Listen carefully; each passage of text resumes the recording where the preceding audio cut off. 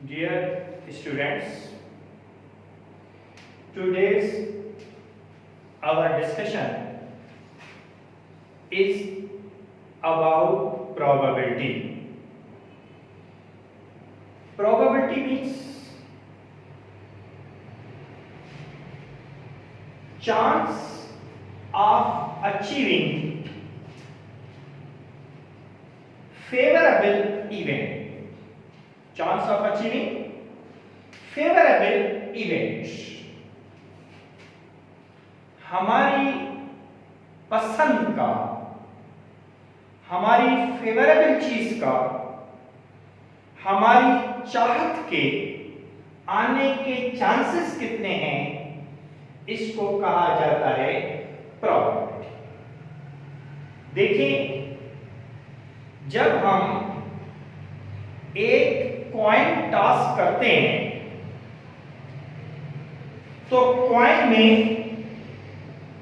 दो चीजें हैं, एक हेड और एक टेल। हेड का आना एक इवेंट है, टेल का आना एक इवेंट है। अब हम चाहते हैं कि हेड आए, तो हम निकालेंगे कि हेड के आने के चांसेस कितने हैं। हमारे पास टोटल नंबर ऑफ इवेंट्स दो हैं, एक हेड और एक टेल। यानी एन हो गया इज इक्वल्स टू, और हम चाहते हैं हेड एक ही है, और जो फेवरेबल इवेंट होता है उसको हम एम से शो करते हैं। Total number of events is equals to N, और favourable events, number of favourable events is equals to 1, और उसको हम शो करते हैं n से। और अब प्रोबेबिलिटी का जो फॉर्मूला है वो है p is equals to m upon n।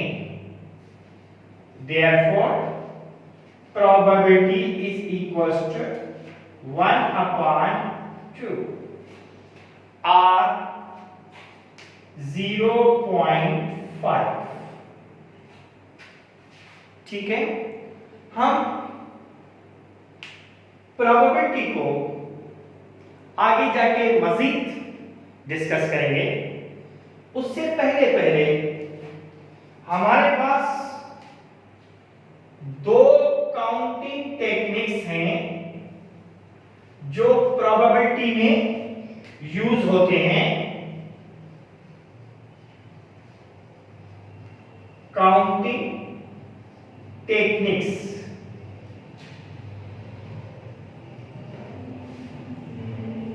Number 1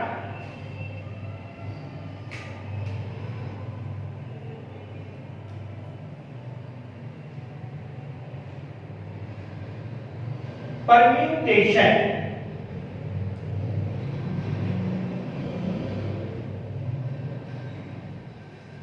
number 2 combination. ये दो काउंटिंग टेक्निक्स हैं जो ज्यादातर प्रोबेबिलिटी में यूज होते हैं। स्पेशली आज हमारी जो डिस्कशन है वो परम्यूटेशन पे है। Permutation means arrangements.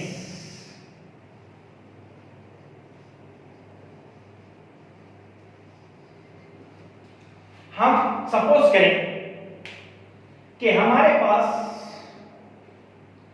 दो लेटर्स हैं, ए और बी, इन दोनों को हम कितने तरीकों से रख सकते हैं? एक तरीका यह है ए बी, दूसरा तरीका इस तरह से भी है बी ए। इसका मतलब है हम इनको टू वेज में लिख सकते हैं। क्लियर? अगर हमारे पास तीन लेटर्स हों ए बी सी, तो तरीके कितने हो जाएंगे? एक तरीका तो ये, दूसरा तरीका क्या होगा? ए सी बी, तीसरा तरीका होगा बी ए सी, चौथा तरीका होगा बी सी ए, पांचवा तरीका होगा सी ए बी, छठा तरीका होगा सी बी ए। यानी जब हमारे पास दो लेटर्स थे तो हमारे पास तरीके हो गए दो, और जब लेटर्स तीन हो गए तो तरीके हो गए, वेज हो गए 6। और जब लेटर्स बढ़ जाएंगे, 4 हो जाएंगे ए बी सी डी, तो वेज हो जाएंगे 24। और जब लेटर्स 5 हो जाएंगे तो वेज हो जाएंगे 120। और जब लेटर्स 6 हो जाएंगे तो वेज हो जाएंगी, यानी परम्यूटेशंस हो जाएंगी 720। इसी हिसाब से ये जंप करते जाते हैं।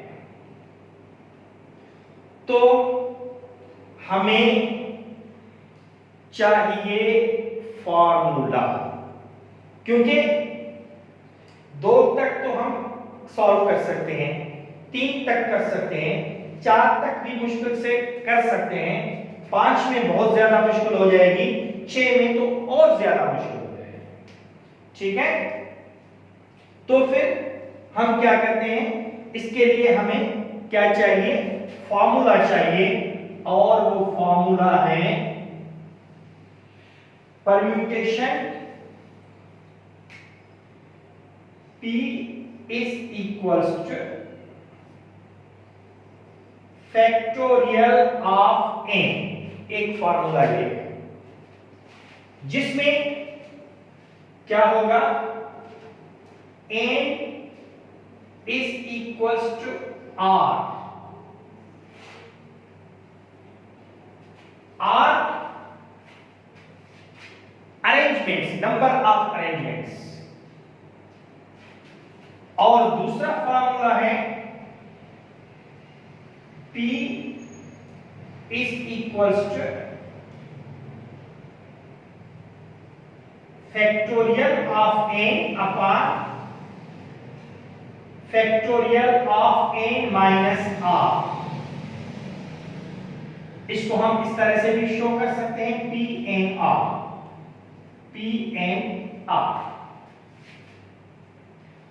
ये जब होगा जब r is less than n, r n से छोटा हो। देखिए, जब 2 लेटर्स हैं और हमें दोनों को अरेंज करना है तो n is equal to r। Means r means कितनी अरेंजमेंट्स? a b है और दोनों को, a b 2 लेटर्स हैं, दोनों को अरेंज करना है तो n is equal to r। a b c 3 हैं, तीनों को अरेंज करना है तो n is equal to r। A B C D 4 letters, चारों को अरेंज करना है तो n is equal to r। लेकिन 5 लेटर्स हैं ए बी सी डी ई, इसमें से हमें 2 को अरेंज करना है तो फिर n r जो होगी 2 हो गई और n हो गई 5। अगर 5 लेटर्स हैं उनमें से हमें 2 को अरेंज करना है तो r इज इक्वल्स टू 2। वहां पर ये फार्मूला लगेगा। हमारे क्वेश्चंस जितने भी हैं वो फार्मूला से भी हल होंगे और मैन्युअली भी सॉल्व होंगे, लेकिन कुछ क्वेश्चंस ऐसे हैं जो फार्मूला से सॉल्व नहीं होंगे, जो मैं आगे के लेक्चर्स में बताऊंगा। अब हमारे पास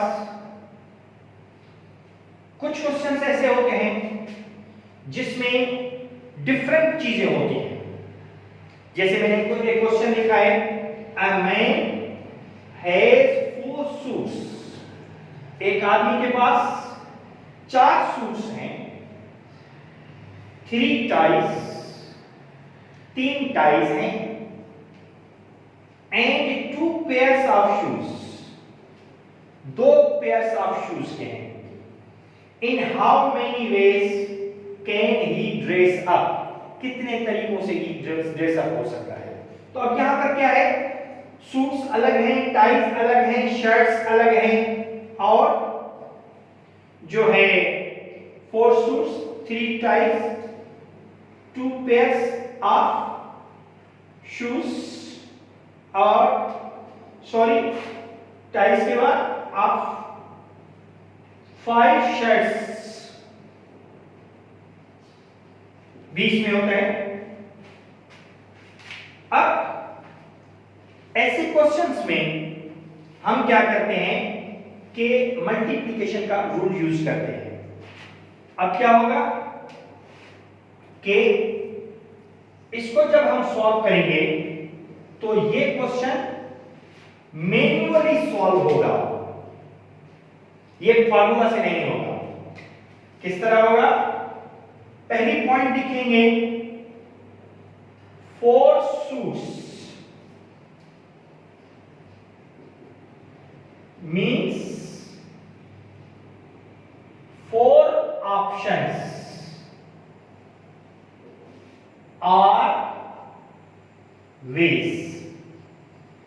4 सूट है उसके पास, रेड है, ब्लू है, किसी भी और कलर का है, यानी सूट नंबर 1 2 3 4, उनमें से ये कोई भी एक सूट ले सकता है।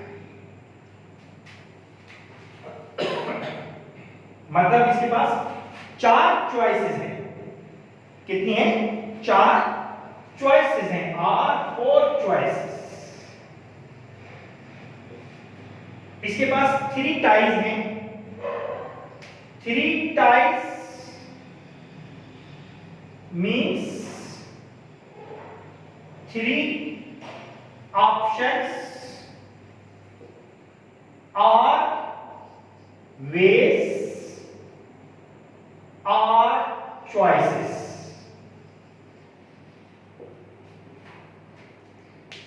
तीन चॉइसेस हैं इसके पास, 3 अल्टरनेटिव्स हैं कि ये 3 तरीकों से टाई नंबर 1 उठा सकता है, टाई नंबर 2 उठा सकता है, टाई नंबर 3 उठा सकता है।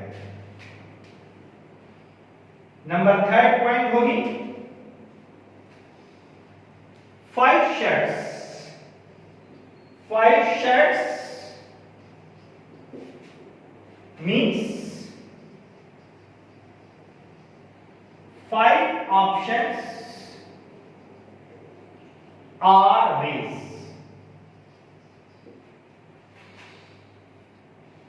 Two pairs of shoes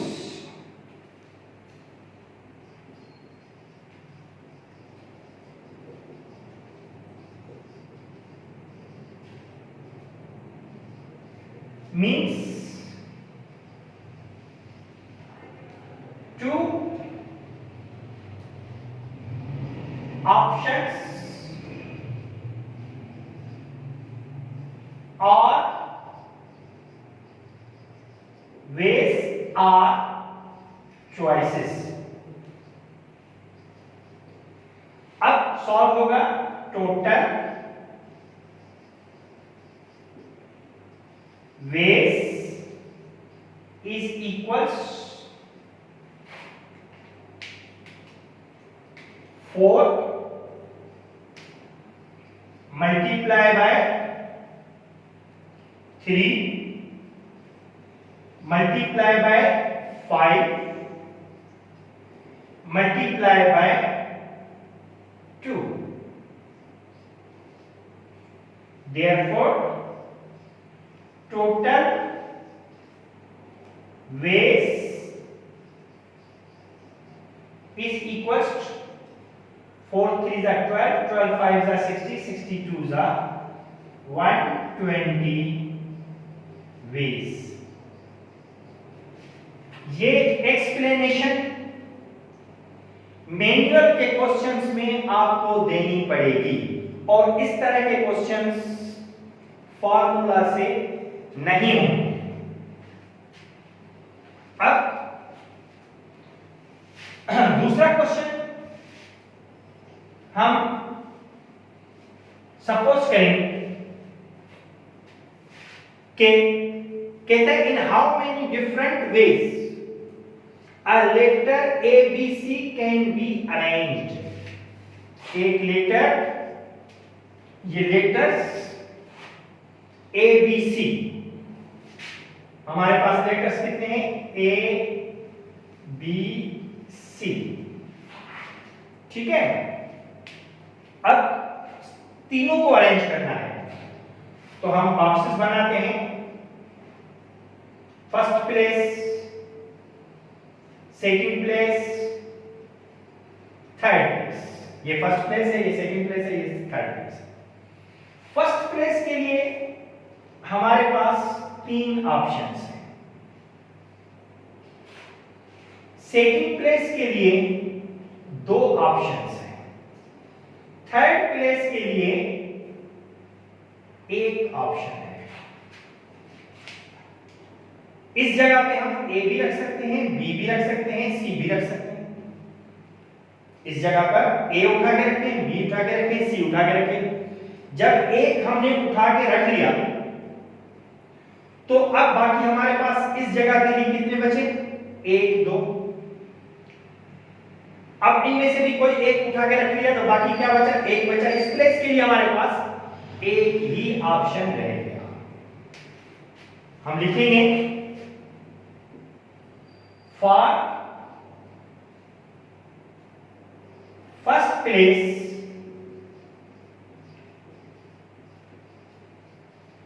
we have 3 letters, it means 3 options are ways for second place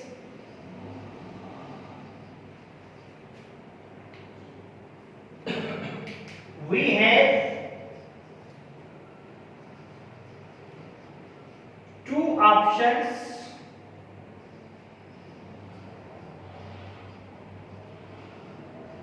are ways for third place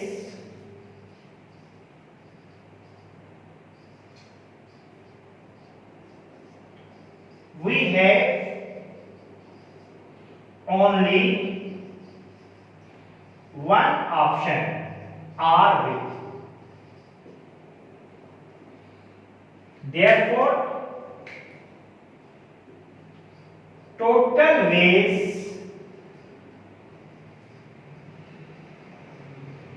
is equals to 3 into 2 into 1. Therefore total ways is equals 3 to the 6, 6 1 the 6.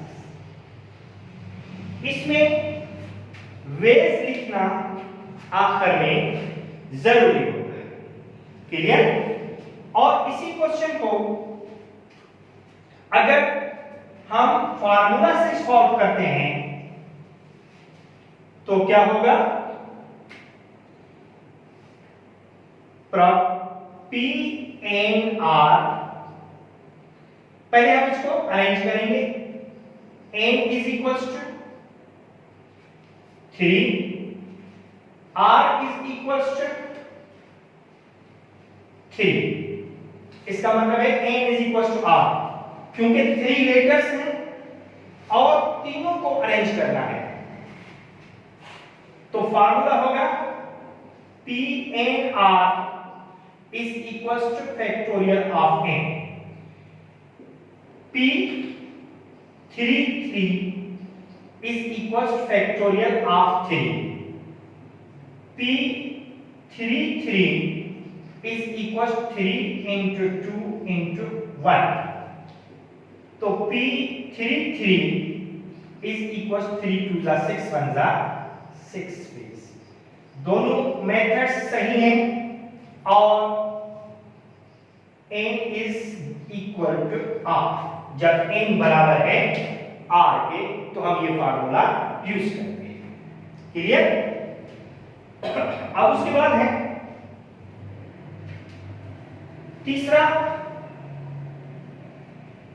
Problem है, a person travels from Karachi to Lahore and back, 5 buses are available. अब ये क्या है कि 5 बसें हैं जाने के लिए। अब 5 बसें हैं, जब 5 बसें हैं तो जाने के लिए इसके पास 5 ऑप्शंस हैं। From Karachi to Lahore, Karachi to Lahore,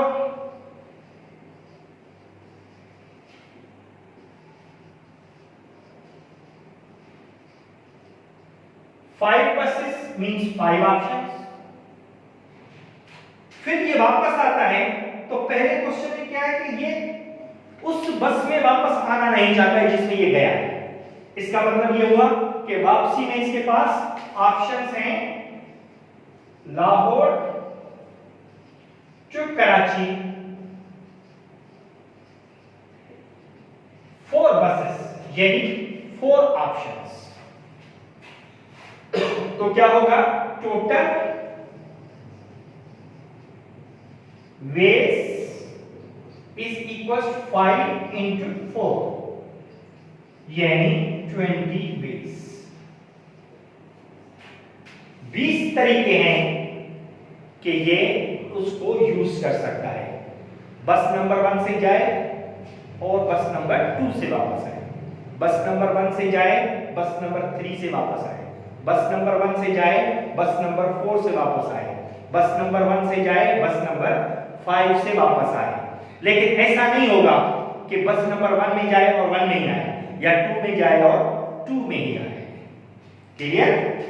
अब दूसरा इसका जो बी पार्ट है, ये ए पार्ट था, बी पार्ट जो इसका है उसमें ये कहता है कि वो इस चीज को माइंड ही नहीं करता है कि उसी बस में वापस आ जाए। तो हमारे पास क्या हुआ? कराची टू लाहौर भी 5 और लाहौर टू कराची भी 5 और टोटल वेज हो जाएंगे 5 5 जा 25। क्लियर? अब देखें, सपोज करें कि हमारे पास 5 लेटर्स हैं ए बी सी डी ई और हमें कहा गया है कि इसमें से 3 को अरेंज करें। अब मैन्युअली हमारे पास 3 प्लेसेस हो गए, place number 1, place number 2, place number 3। For first place, पहली प्लेस के लिए हमारे पास 5 लेटर्स हैं। पहली प्लेस के लिए 5 लेटर्स हैं और दूसरी प्लेस के लिए जब 1 उठा लिया तो 4, तीसरी प्लेस के लिए 3। ये हम लिखेंगे for first place we have 5 options are base 1 2 3 4 5। इन पांचों में से कोई एक उठा सकते हैं। जब एक उठा लिया तो दूसरी प्लेस के लिए हमारे पास कितने ऑप्शंस हो गए? 1 2 3 4। फिर कोई भी एक उठा लिया तो बाकी लेटर्स बचेंगे 3। तो तीसरी प्लेस के लिए हमारे पास 3 ऑप्शंस हैं। ये लिखना पड़ेगा आपको पहले। उसके बाद total ways is equals to 5 4s are 20 23s are 60 ways। यही क्वेश्चन फार्मूला से किस तरह से होगा? n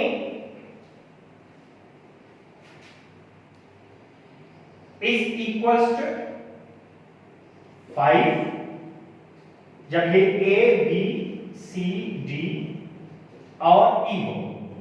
n is equals to 5 और r is equals to 3। तो फार्मूला क्या होगा? p n r is equals to factorial of n upon factorial of n minus r। ये फार्मूला क्यों यूज कर रहे हैं? क्योंकि r is less than n। r छोटा है n से। तो p 5 3 n है 5 तो 5 का फैक्टोरियल अपॉन 5 माइनस 3 का factorial. p 5 3 is equals 5 into 4 into 3 into 2 into 1 upon 2 का फैक्टोरियल मींस 2 into 1। फैक्टोरियल जितना भी होगा, अगर 6 का फैक्टोरियल है तो किसके बराबर होगा? 6 into 5 into 4 into 3 into 2 into 1। जितना भी नंबर्स होंगे, जिसका भी फैक्टोरियल होगा, उससे छोटे वाले सारे हम ले लेंगे। अब ये कट गया, 2 1 जा 2 2 1 जा 2। कितने होंगे? p5 3 5 4 जा 20 20 3 जा 60 वेज। आंसर दोनों तरीकों से सेम आएगा। क्लियर? बात समझ में आ गई आपके? अब एक और एग्जांपल ले लेते हैं हम। सपोज करें कि हमारे पास नंबर्स हैं 0 1 2 3। इनमें से 2 डिजिट वाला नंबर हम कितने बना सकते हैं? 2 डिजिट वाले नंबर हम कितने बना सकते हैं? 2 डिजिट वाला नंबर का मतलब है जिसमें एक डिजिट पे यूनिट हो और दूसरी डिजिट पर टेंस हो। एक डिजिट पर यूनिट और एक डिजिट पर टेंस। अब देखें, अगर पहली डिजिट पर हम 0 लेते हैं और इस तरह से, तो इसका मतलब ये 1 और ये 1 डिजिट वाला ही है। तो इस पोजीशन के लिए हम 0 नहीं ले सकते हैं। ठीक है? तो हम लिखेंगे for tens place we have 3 digits। It means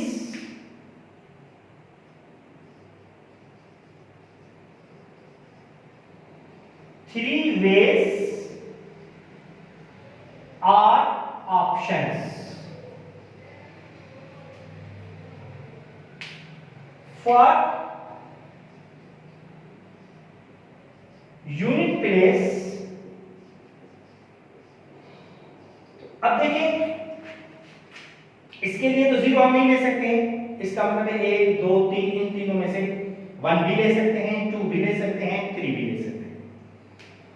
अब जब ये पोजीशन आ जाए यूनिट प्लेस की, तो यहां पर हम जीरो भी ले सकते हैं।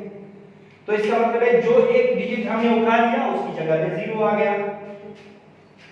For unit place we have 3 digits. It means 3 options are ways. Therefore, total ways is equals to 3 into 3. इसके लिए भी 3 ऑप्शंस, इसके लिए भी 3 ऑप्शंस, तो total ways is equal to 9 ways. Clear? अब अगर इसी क्वेश्चन में हमारे पास जीरो नहीं होता, 1 2 3 4 होता, तो टेंस प्लेस के लिए हमारे पास 4 ऑप्शंस हैं। टेंस प्लेस के लिए 4 ऑप्शंस हैं। एक 1 भी उठा सकते हैं, 2 भी उठा सकते हैं, 3 भी उठा सकते हैं, 4 भी उठा सकते हैं। तो हम लिखेंगे for tens place we have 4 digits. It means 4 ways are options. For unit place हमारे पास 3 ऑप्शंस हो जाएंगे, 3 वेज हो जाएंगे। अब क्या होगा, यहां के लिए 4 और यहां के लिए 3, 4 3s are 12 वेज। ठीक है? और ये आप मैन्युअली भी सॉल्व कर सकते हैं और फार्मूला से भी। अब देखें इसके लिए फार्मूला क्या होगा, हमारे पास n इज इक्वल टू 4, 1 2 3 4, और r is equal to 2, p and r is equal to factorial of n upon n minus r का फैक्टोरियल। तो p 4 2 इज इक्वल टू 4 का फैक्टोरियल अपॉन 4 माइनस 2 का फैक्टोरियल। तो p 4 2 is equal to 4 into 3 into 2 into 1 upon 4 में से 2 गए 2, तो 2 into 1, 2 cut गया 2 से, तो p 4 2 is equal to 4 3s are 12 ways. ठीक है? ये कुछ क्वेश्चंस थे जो हमने डिस्कस किए। इसके बाद नेक्स्ट में भी मैं परम्यूटेशंस के काफी क्वेश्चंस आपको सॉल्व कराने की कोशिश करूंगा। ठीक है? खुदा हाफिज़।